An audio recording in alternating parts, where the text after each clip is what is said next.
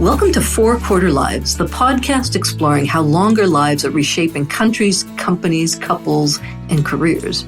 I'm Avivah Wittenberg-Cox, and in this episode, I speak with Brian Trelstad, faculty chair of Harvard's Advanced Leadership Initiative, or ALI.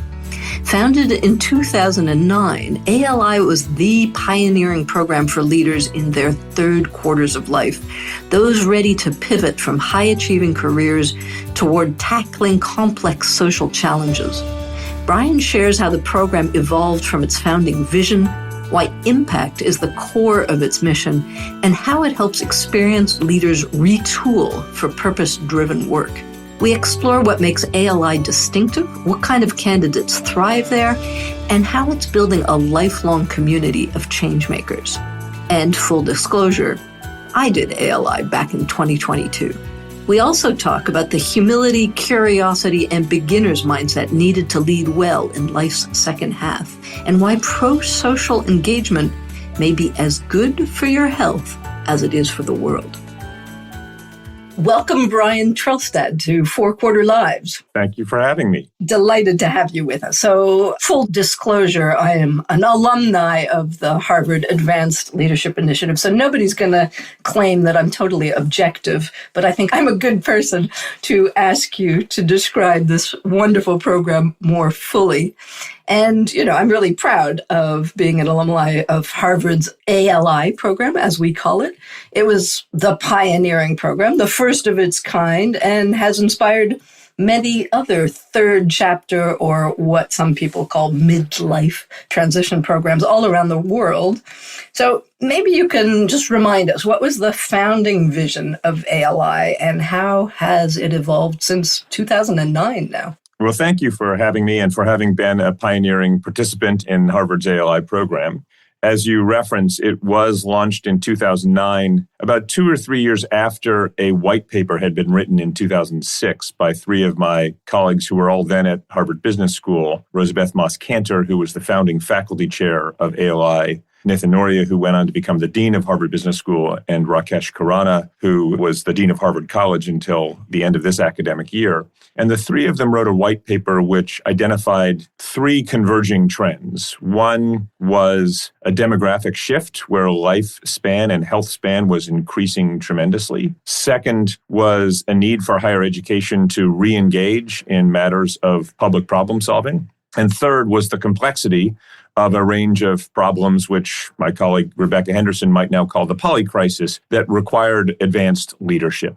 So the thought was, could you tap into this experienced cadre of senior leaders, engage them deeply in both the content of the problem, education, climate, healthcare, and equip them with the tools to effectively address solutions with remaining professional years that were not going to be devoted to kind of climbing a corporate ladder, but rather solving a problem. So the focus was to harness a tremendous pool of talent and energy, but to help retool people and equip them for the skills needed to drive meaningful social change. So you don't call it, and Harvard doesn't really talk about midlife transition program at all. It has a very different frame. Can you just underline a little bit how you're thinking about this stage of life and leadership, and how does ALI define what I think you call a lot the third chapter? Yeah, the first chapter principally being youth and education, the second chapter being principal professional aspirations and primary income earning career. And when most of the folks who join ALI have reached that point where they have achieved what they set out to achieve, have in most cases voluntarily taken a step back, in some cases involuntarily, but for the most part, it's a decision to end what was the main focus of that second chapter.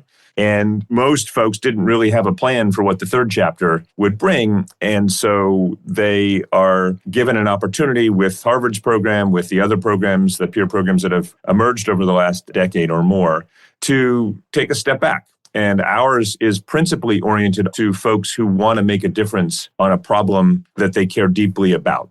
And so we have long put a stake in the ground that impact is the orientation of ALI fellows. We gear the program towards an understanding of complicated problems. We equip the fellows with the toolkit needed to address those problems, whether that's a new organization or company that they launch, which a minority of our fellows do, whether that's joining an important platform as a senior executive or a board member in a material way that it becomes a real focus of energy and time, or whether it's a portfolio of activities that people pursue, a board here, a new impact fund there, a philanthropic initiative, a book, a podcast series. There are lots of folks who have pursued their pathways to purpose in myriad forms, but our hope is that people address a problem that they care about, that we help them prepare to address that problem more effectively than they would have otherwise through self-study and absent the chance to be at Harvard, but also with a cohort of peers from around the world. Yeah, and that's really the sort of distinguishing feature of the ALI program, I would think, versus the others, is this focus on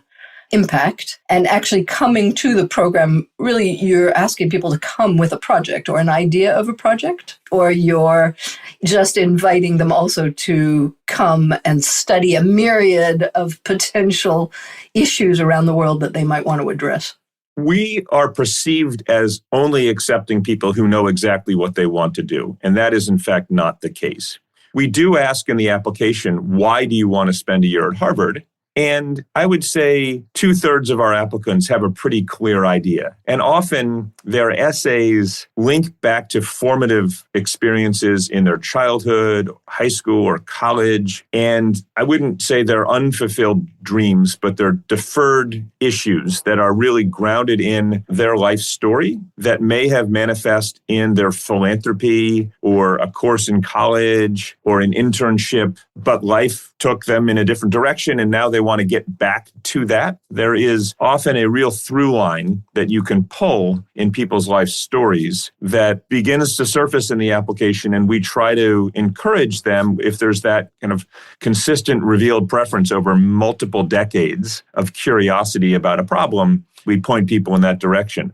That said, there's a significant minority of folks who just say, look, I don't know. I've been running hard. I want to make a difference, but I don't quite know. And we're really open to folks who've just been working super hard for 30, 35 years. And this will be the first break that they have to explore whether it's a crisis of faith or, the challenges to democracy or climate. And we are open to that sort of bricolage of exploration across the university. We've also really changed the language. Initially, it was you got to have a project. You got to start something new. And to be honest, most of the people who join the program, after very successful careers in law or finance or business, a significant minority who come from the diplomatic corps, public service, nonprofit management, very few of them are entrepreneurs. A number of them, but very few are entrepreneurs. And to expect somebody in their mid-60s to drop everything after having been successful as a manager and a leader, but who's never started anything, to start something is not a reasonable thing to do. And so what we want to do is equip people with the fit among person, problem, and pathway.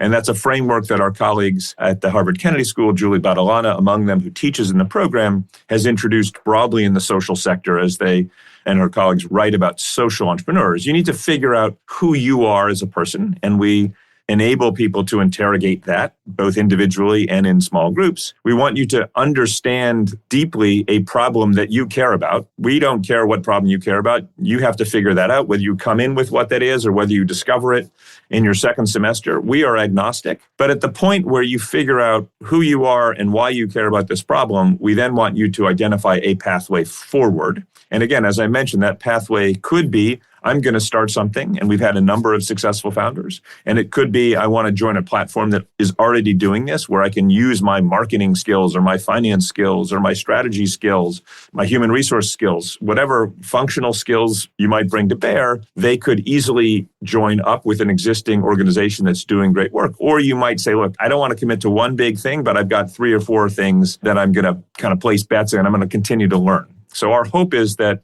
we catalyze a lifelong journey of both learning and impact that starts during the year, but continues after their time at Harvard. And maybe you can give our listeners, who I'm sure some of them will be very, very tempted by these programs.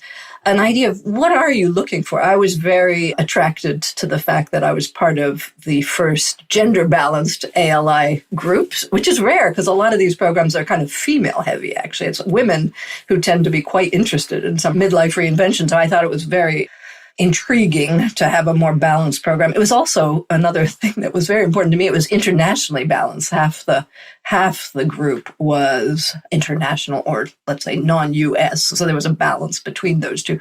What are you looking for now? What's the next decade? And what kind of profile gets through? Because I know there are way more applicants than there are accepted participants. You're right. The composition of the cohort matters a lot to us. And in fact, I would say in talking to roughly half of the 750 people who've been through the program in my little more than 2 years as faculty chair, it is the cohort itself that became the greatest gift to the fellows in that it's incredibly challenging at this stage to develop the kind of lifelong friendships that you might with your college roommates or the people you worked with on your first job right out of college or graduate school. And so we are looking for individuals who've been quite successful professionally. We are looking for gender balance and a global cohort. I think the all-in numbers are about a third of fellows are from outside of the United States. We've had an increasing number of fellows with public and nonprofit sector experience, and we find that it's an important perspective to have in the room when we're talking about how social change happens, to make sure that there's a number of folks who can provide a perspective of what it's really like, being in the trenches of a nonprofit organization, a civil society organization. So we're aiming really for a cohort. What it comes down to at the individual level is both a track record of distinguished achievement coupled with a curiosity and a humility to recognize that there are things that the individual still needs to learn and that they need to unlearn as they make this transition.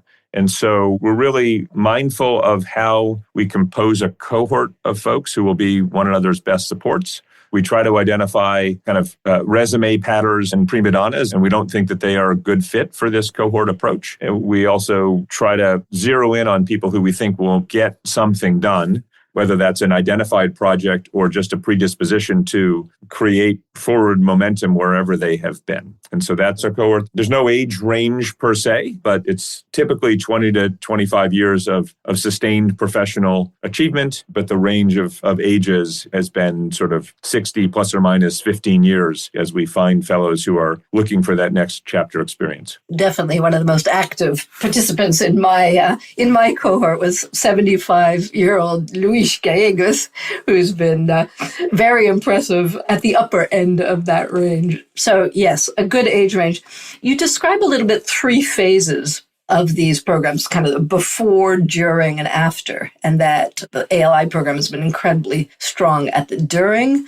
You can go to Harvard, you have this amazing cohort, you're free to audit any class at Harvard across 13 schools, a wealth of like a candy shop of intellectual stimulation. Now you say you're also working a little bit more on the before and after. Tell us a little bit how you're thinking about that. Yeah, the during part of the program has always been quite strong. I will just correct you and say you can't audit any class across the university. There are some first-year business classes, first-year law school classes, freshman seminars at the college, which are not open to auditors. And so it really is between the faculty and the auditor. That said, over the past couple of years, we've built up a fellow-led database of courses that allow auditors, and the consistent track record of auditors being highly engaged and valuable, both as peers to many of the faculty members, but as mentors to many of the students, continues to keep the door open for most ALI fellows in most classes from most faculty members. But that's one of the misperceptions we have, which we have to correct, is that when somebody does get told no, they hear, on a podcast like this, you can audit any class across the university. Sorry about that. You can't audit every class. But even I will say in shorthand when I meet a candidate, you can take anything anywhere, and it's broadly true, but it's important to recognize. We also really want people to take classes that reinforce the learning journey. And it could be a broadening or it could be a narrowing, but we want people to take classes that they can take seriously There are always a handful of folks who are kind of ultra marathon runners who take, 6, 7, 8 per semester. I just can't imagine that you can build that many relationships with faculty and student by running across the university. We can't prevent it, but the goal is to take 2 or 3 classes. But when I became the faculty chair in 2023, there was a large group of alums we call coalition members who were not particularly active and engaged. We didn't have a particularly engaged coalition advisory board. There were 10 cities with 10 or more fellows, but there weren't really consistently active regional groups. There were lots of fellows who were interested in common themes, but there wasn't the infrastructure to connect people across class years. The predominant connection was a very strong bond with the 2014s or the 2015s who would continue to travel. But there seemed to be an opportunity to create more energy. And so we've invested quite heavily in creating a coalition that is much more connected, that comes back to campus in greater numbers. We are increasing the investment in programming, and so that when you do come back to campus, it's an opportunity to really continue your learning and meet fellow travelers who are not in your cohort and reconnect and reune with the ones that were in your cohort. We have had a number of regional leaders step up. Our New York and Boston chapters are quite active. The New York chapter has a monthly newsletter, has events more than monthly, the quality of which in terms of who they can get access to in New York City is as good as spending a year at Harvard. So I'm tempted when I hang up my chalk to go to New York just to be part of the New York Alumni Coalition because it's an amazing set of experiences. So we're trying to continue to create connectivity and this sense that it's, again, not just a one-year program, but it's a lifelong learning experience. And so we're going to begin to experiment with what restart might you need after having tried something and it didn't work. How can we re-engage and re-energize you? How can we equip you with the tools coming out of ALI? And we've launched with an alum, Tom Manning from the class of 19, whose project had been to create a social impact incubator called Harvard Square Labs. We've piloted something we're calling ALI Labs, that for folks who really are trying to launch a project, a new organization, the week after you finish the program, we're going to get the 6, 8, 10 of you in a room and in a peer-based process, really accelerate your learning. And drill into, do you need to create a new organization? Okay, if so, what state are you going to register in? If so, for-profit or nonprofit? If so, where are you going to get the first $15,000? If so, where are you going to get the next $150,000?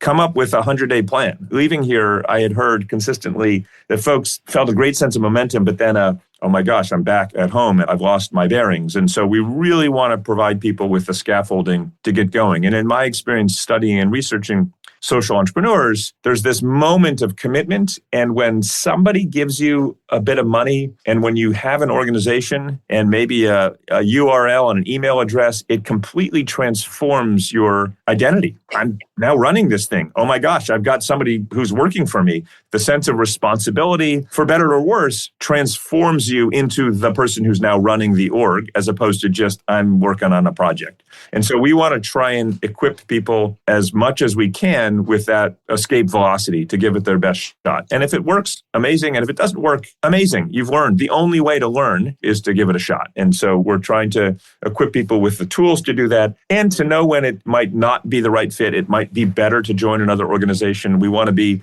mindful of the potentially unintended consequences of launching something without the capacity to follow through. So there's some conversation just about limiting kind of the downside. But broadly, I'm an optimist who believes that there's nothing but upside to be gained by trying. There's really deep learning in doing the work. And if it's done responsibly and ethically, then the downsides can be minimized if anticipated. And then on the before, look, we will accept 50 fellows and partners for the 2026 class who will start August 15th. There are roughly 5,000 people who will turn 65 in the United States today. Around the world, I don't even want to know the math. The subset of folks who might be in a position to come to Harvard for a year is small, but we are reaching an infinitesimally small percentage of the folks who are looking to think about a third chapter. The growth of these third chapter programs at our peer institutions, Stanford, Notre Dame, Chicago, Oxford, Cambridge, NUS Singapore, among many others, is evidence that there's demand and for the right university, there's sample supply. But we're all collectively still scratching. If you add up the entire enrollment, it's still a rounding error. And so one of the questions for the quote unquote before is, are there ways for us to think about running shorter form programs that might allow people to have an experience of ALI without the commitment of being in Cambridge for a full year? That might also serve as a recruitment tool, that if we could get hundreds of people for a couple of weekends, which is ALI-like content, might we spark that transition thinking in an informed way, but equally plant the seed for folks who in a decade or more might come back? So we're beginning to think about that. We don't really have the capacity to do it. It's a challenging moment right now to be thinking expansively at Harvard, but it is something that I think we could do. And we're starting to see the market come in to compete. The Modern Elder Academy is a program which is quite well received and growing. And Chip Conley, as a successful serial entrepreneur in Joie de Vie and then with Airbnb, knows a thing or two about hospitality and creating amazing experiences. And so we're delighted to see that the market is picking up on this signal. And we would continue to support folks going to those amazing programs. But, might we find a way to accommodate the interest and curiosity without expecting the full commitment of a year, in a way that, again, builds our pipeline without creating a short form substitute? Yeah, which I think is a fantastic idea. And before we just leave the program, maybe give a short overview of what that commitment is. What's the actual schedule? It's now, I think I did January to December. It's now shifted. And just maybe a word too about people have to be, I get this question all the time, they have to be on campus, it has to be full time, and maybe a word about partners, how the whole bringing your partner along might attract a certain number. Yeah. So as you referenced, the program did initially start in January. And for 15 years, the cohorts joined in January. It's not the nicest time to welcome people to Boston. It was cold. It was so cold. Yeah. And so it's hard for folks to find housing. Most of the housing is in the kind of June, July, August cycle. And we were off cycle with the rhythm of the university. And so for a variety of reasons, logistical, but also alignment with the culture of Harvard, we wanted to shift to the academic year, which we did. And the class of 2025, which is graduating in 2 weeks, was the first to experience that. So now the program starts mid-August, call it August 15th, with 2 weeks of orientation for just the fellows, where they get a sense of themselves and a sense of Harvard and a sense of how to navigate auditing classes. Right after Labor Day, most years, occasionally it's before Labor Day, the semester begins and you are auditing classes, and we have twice a week, 3:30 to 5, Tuesdays and Thursdays, a core session, which is required for all fellows. So yes, you do need to be present. There are some folks who live in the Boston area who remain at home. There are a handful of folks who, quote unquote, commute from New York or further distance, but you really need to be present Monday morning through Friday evening. A huge amount of socializing happens over the weekends. And so folks who are commuter students don't engage with explorations around Boston and coffee chats with students over the Saturday, Sunday, going to a football game, et cetera. We require people to be on campus, again, as a full-time student, and most people opt to be physically present. We also, while we do acknowledge that life continues to happen, that there's family complications, maybe some business obligations, we really don't want people to have any full-time professional engagement that would preclude them from being present for the core sessions in their audited classes. Occasionally, a board meeting here or a kid's graduation there, people will miss, and we understand that, but we really want people to be present for the experience, and most importantly, for one another. We have as sort of tent poles of the experience a cross-cohort workshop, which is now in December. It's the midpoint where after a semester, an intense semester of a couple of deep dives in climate and healthcare and homelessness and the auditing classes in our core, which equip people again with these skills to understand how social change happens, we bring the coalition back and we do programming with and for the coalition, but introduce the current cohort to the breadth of the coalition. And so that we might have somebody who's interested in early childhood education in Brazil connect with another fellow who's been working on early childhood education in the UK, and that starts a conversation which becomes productive. In the second semester, again, it's a repeat of auditing classes and a core session now once a week, which is beginning to winnow them down towards the final symposium, which is usually the week after commencement. So June 3rd, 4th, and 5th this year. is a week where we bring, again, the coalition back to celebrate this year's cohort, have some presentations from leadership at the university. President Garber was there at our last final symposium. But that's, August 15th to June 15th is roughly the parameters of the program.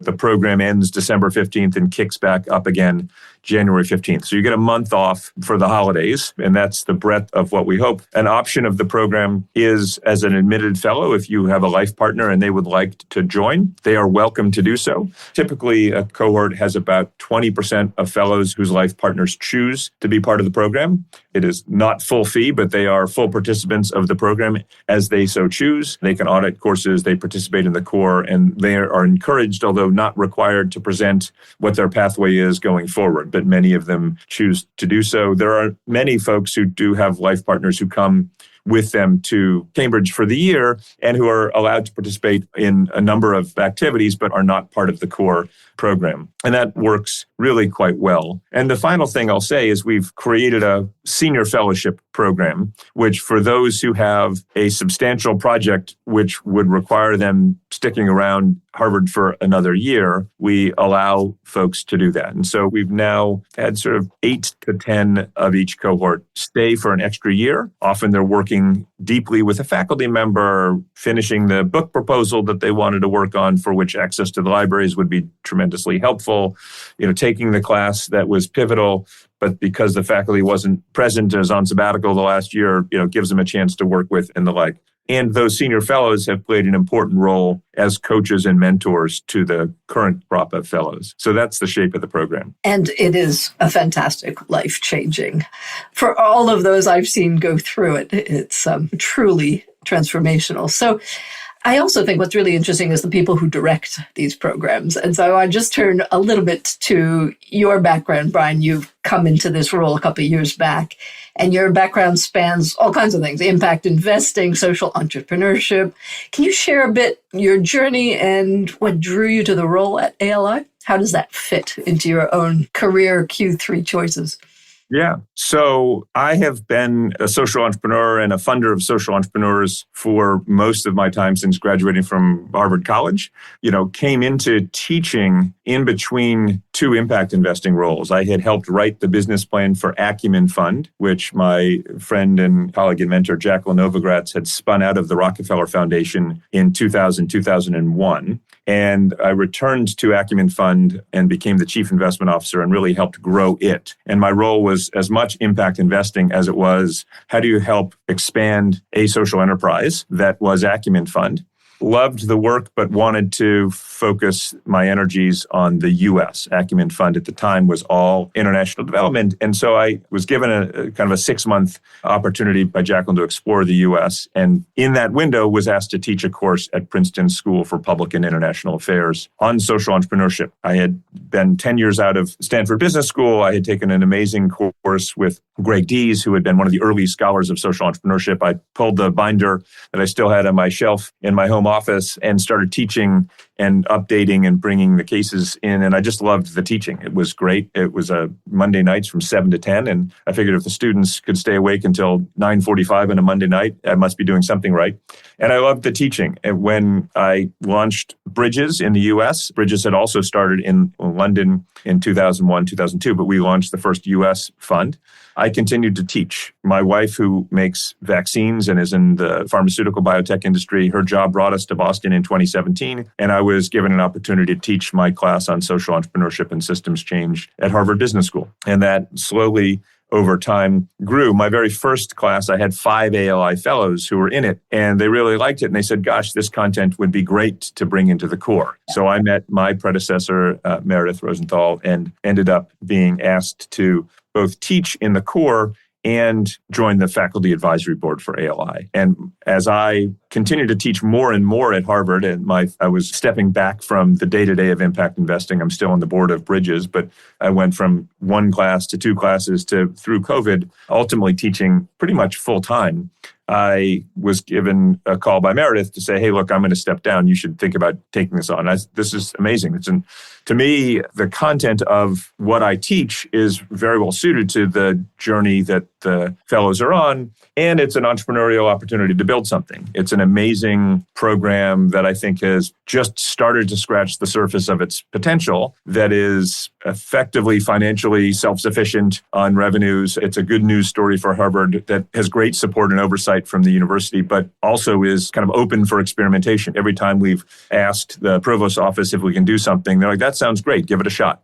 And we've got a great team and the chance to sort of step in and not have to leave teaching. There have been a number of things that have come my way, all of which are full-time, which would pull me off campus. And I love nothing more than being in the well, teaching a case class to 90 students, 70 MBAs, 15 cross-reg, and 5 ALI fellows in the room, or working with ALI fellows on planning out their social entrepreneurial journey. My pattern recognition is having had thousands of conversations with people who are in that kind of 0 to 1 or 1 to 10 stage. And my professional network and research are all in support of that person who's trying to figure out, how do I launch an off-grid solar company in Nigeria? Well, I've got a couple of thoughts and I'm a decent sounding board for that. And that's what I get the greatest joy from doing. So to be able to do that both with MBAs at the beginnings of their career and with ALI fellows and coalition members at a later stage in their career, it's all part of a journey. And the more we can find ways to connect those two, that's what I'm seeking to find, is a little bit more of a flywheel between the graduate level teaching and the ALI teaching. Yep. It just gives me great energy. You're a great model, actually, of an ALI transition type.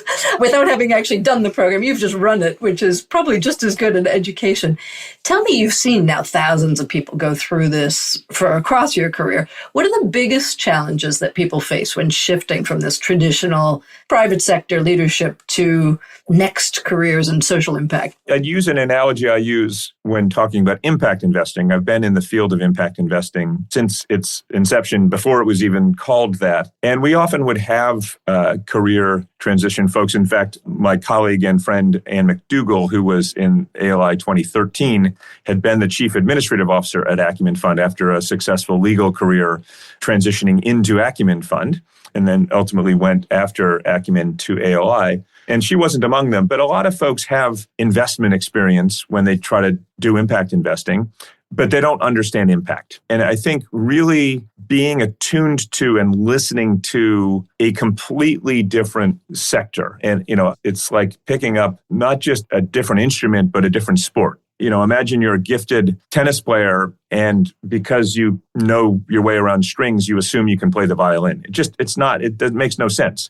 And so I think there's perspectives that folks have from having been philanthropic, from having been on boards, from having had public-private partnerships over their careers. But unless and until you're actually in the work and doing direct service and trying to meet a budget and trying to comply with a grant reporting requirement and trying to figure out how to cover overheads, how to think about the right approach to measuring impact given the complexity of social change, that's the thing that I think people really need to understand, and we hope to equip them with in their year at Harvard. I think we can do more of that. We've pioneered a hackathon, which enables our fellows to do a kind of a lightning day-and-a-half problem-solving session for organizations that are affiliated with coalition members that really helps people grapple with. But I think we need to do more experiential learning. And that's the most important piece as you make this transition, is the recognition that, yes, I bring a lot of assets to the table, but there's a process of social change that I just don't understand. And it's going to be learning the violin. I've got a great tennis backhand, but that does not help me on my downstroke in the violin. And so you've got to recognize you got to start over to some extent, and or not let your perspective as a donor or board member be the guiding perspective to understand how things work. And I hear from lots of coalition members that have gone deep into social sector work, this is really hard. This is super hard work, and it's energizing. And the people that you meet are no less talented than the people that you worked in your private sector career with, but are just aiming for a different purpose, and to recognize and validate those colleagues and the people who are kind of benefiting from the work and participating in the work, that they are also to be learned from and not treated as beneficiaries, and we struggle with the language, they're not customers, beneficiaries, but they're citizens who are fellow learners as opposed to people in need of service. And so if we can create that mindset shift to recognize how complicated it is and how important it is to be humble and to be curious, then that will be success. Yes, I think that's a really important word in ALI, isn't it? The humility and the readiness to adopt a real beginner's mindset and be really bad at something for a little while when you're so used to being top dog in whatever field you come from. So let me conclude. Brian, you are in the early phases of Q3 yourself. What have you learned leading ALI this last couple of years? And has it changed anything about how you envisage your own third and perhaps even fourth quarters? It's a great question. I'm still a little bit in the transition from what I've been doing from 25 years to here and now full-time at Harvard, and love what I'm doing. I think I've been encouraged by and emboldened by the ALI fellows who've really gone out on a limb and taken a big risk and have built something or stood up and tried to make a difference. There are folks who have launched political careers. There are folks who have launched, for-profits and nonprofits. Some have been successful. Some have been successful until they weren't, given some of the recent changes in federal funding in the United States. And I ask myself whether there is that for me, an opportunity to step up. And I do think that this moment calls for advanced leaders to continue to elevate the humanity that is required to create a just and inclusive society. It's a challenging moment for Harvard and in the United States. And I do ask myself, is this the leadership challenge or is there a bigger one for me? And, not going anywhere in the near term, but that's something I do question and or whether creating a leadership factory through ALI and the peer programs is the moment. It's not a great answer to a very good question, and I'm continuing to make the transition, but loving being where I am and loving beginning to explore the full potential of what ALI and this category of programs could be. I think it's a wonderful answer because I think that's exactly what ALI does. It asks really, really tough questions and invites you to step up way beyond what you might have imagined even when you got there. So Brian, thank you so much for your time. Thanks for all the energy you're pouring into this. It is the premier program and the pioneer in the space. Thanks for creating and continuing this message outward that life is long and experienced leaders we desperately need. Thank you for having me on the podcast. For more thinking about the impact of our four-quarter lives, you can read my column at Forbes and subscribe to my Elderberries newsletter on Substack. Let's design lives that aren't just longer, but better.